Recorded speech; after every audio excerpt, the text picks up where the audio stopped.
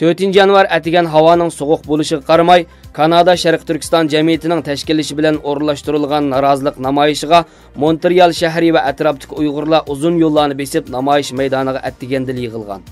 Namoyish maydonidan egallagan ahvollardan ma'lum bo'lishicha, Toronto shahridagi Xitoy konsulxonasi oldida o'tkazilgan norozilik namoyishida Xitoyning qayta tarbiyalash markazlari nomidagi jazo lagerlariga qamalgan Uyg'urlarni shartsiz qo'yib berish, Xitoy turmusida yillardan buyon qamalib yetayotgan Husayn Jelilni ozod qilish, Xitoy hukumatı yaqinda tutqun qilgan Kanada fuqarolarini qo'yib berish talab qilinib, Xitoyga qarshi norozilik shuarlari to'langan.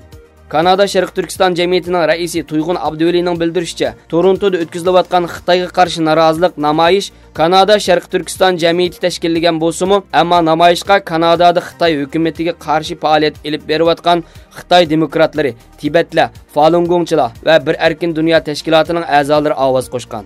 Tuyg'un Abduvalining 4 yanvar o'tkazilgan namoyishning 2019-yil kirishi bilan mazkur tashkilotning o'rinlashtirishida elib berilgan tunji qitimliq namoyish ekanligini, bundan keyin o'z faoliyatlarini davomli kuchaytirganligini bildirdi.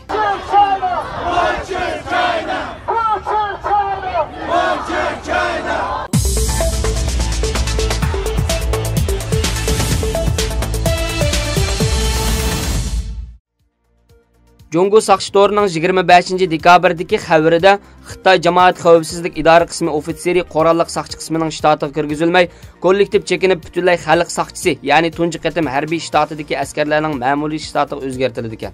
Bu o'zgarish Xitoy Kompartiyasi Markaziy komitetining o'tgan yil martda chiqqan partiya va davlatning apparat islohotini cho'nqurlashtirish loyihasi bilan elib berilgan bo'lib, jamoat xavfsizligi chegara mudofaa qismlari ma'muriy shtati o'zgartirilgandan keyin jamoat xavfsizligi organining boshqarishiga o'tkazib berildi ekan.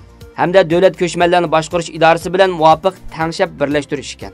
Xitoyda chiqadigan Yer shari vaqti gazetining xabar qilishicha, qurolliq saqchi atritining chegara qismlaridan qaytgan askarlarning tunji turkumdagi chegara saqchilariga o'zgartirish, qasam berish murosimi 1-yanvar kuni Uyg'ur avtonom rayonlik jamoat xavfsizlik nazoratining chegara eg'izlarini boshqarish punktida o'tkazilgan. Chegara saqchisiga o'zgartirilgan bu askarlar Uyg'ur avtonom rayonining 5700 kilometrlik chegara liniyasidagi 16 chegara eg'izi va 10 chegara kontrol guruhida vazifa o'taydi ekan.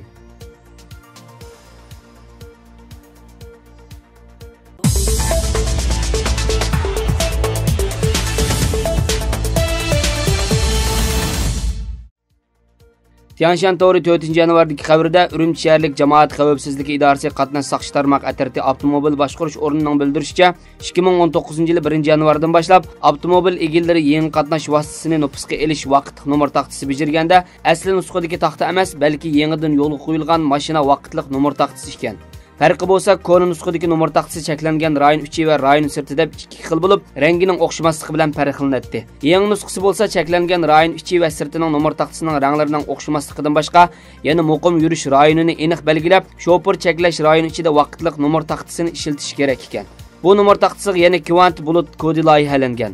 Almashtiruvchi yangi taxta bijirganda, koni taxtini atis topshirmasa, ikkili nomer taxtasi biroqla bekor qilinib, nurg'un so'mlik jarimani qo'yiladi ekan.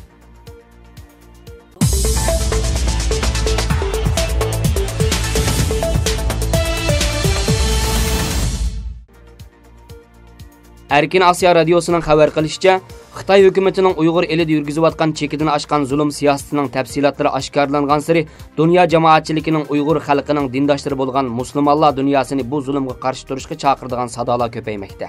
Mana bularning biri bugun Angliyada nashrdan chiqadigan Al Arabiyya gazetida e'lon qilingan maqola bo'lib, maqolada musulmonlar aholisi ko'p sonliqni egallaydigan dunyodagi 53 davlatning Uyg'ur masalasidagi passivligi tanqid qilingan. Tonilgan obzorchi va tadqiqotchi J.C. Verilman maqolasida Uyg'ur elida davom qilayotgan lager tuzumi va boshqa zulmlar haqida shuncha ko'p yetarli ma'lumotlar to'plangan turuqliq, mayli Birlashgan Davlatlar Tashkiloti bo'lsin, mayli Arab munbiri yoki Sharqiy Janubiy Osiyo davlatlari birligi qatorliq xalqaroliq zo'r organlarning hech birining Xitoyni haqiqiy turda ayblaydigan bir bayonnomani vujudga chiqarmaganligini tanqid qilgan. Maqolasida yana ammo bu sukutning markazidagilarning dunyodagi musulmonlar aholisi ko'p sonliqni tashkil qilgan 53 davlatning boshliqlari bo'lishi, ularning Uyg'ur krizisini hal qilishda passiv turib olishi va hech qanday harakat ko'rsatmasligi kishini eng bearam qiladi degan. U U islom ellarining musulmonlarga qilinayotgan nachar muomalaga qaytirgan inkaslarida g'arb davlatlari bilan Xitoyga o'xshamaydigan o'lcham qo'yilayotganligini tanqid qilish bilan birga, yuqoridagi bu 53 davlatni va ularga vakillik qiladigan islom hamkorlik tashkilotini Uyg'urlarga yurgizilayotgan zulmga qarshi ovoz chiqarib, Xitoyga ta'sir ko'rsatishga chaqirgan.